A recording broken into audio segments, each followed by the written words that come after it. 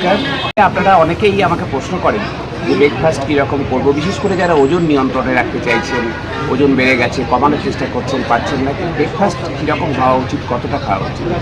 মনে রাখবেন যে ব্রেকফাস্টে কিন্তু খুব বেশি ক্যালোরি নেওয়া যাবে না।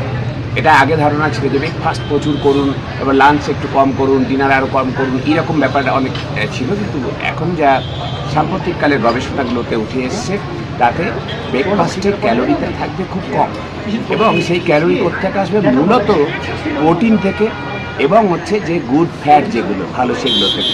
ফলে হচ্ছে যে এখানে যেমন কেভেন্টার্সে তো পাওয়া যায় অনেক কিছুই, সালামি থেকে শুরু করে সসেজ, চিকেন, নানা রকম বিষয় পাওয়া যায়, সে আলাদা কথা। কিন্তু বাড়িতে যখন খাবেন তখন চেষ্টা করবেন বাড়িতে অবশ্যই ডিম যদি থাকে, যারা চিকেন বা অন্য কোনো মাংস খান, মাংসের কোনো আইটেম রাখতে পারেন।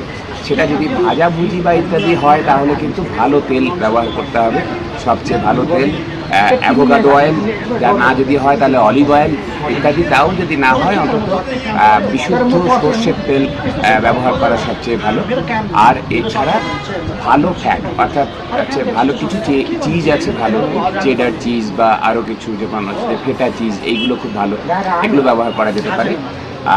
কার্বোহাইড্রেট মিনিমাম, যেটা হচ্ছে যে যদি টোস্ট নিতে হয় সঙ্গে তাহলে ব্রাউন ব্রেড ব্যবহার করা উচিত। যদি রুটি খান তাহলে হচ্ছে যে ময়দার থেকে আটা রুটি খাওয়া ভালো, অর্থাৎ ফাইবার কন্টেন্ট বেশি এরকম খাবার খেতে হবে।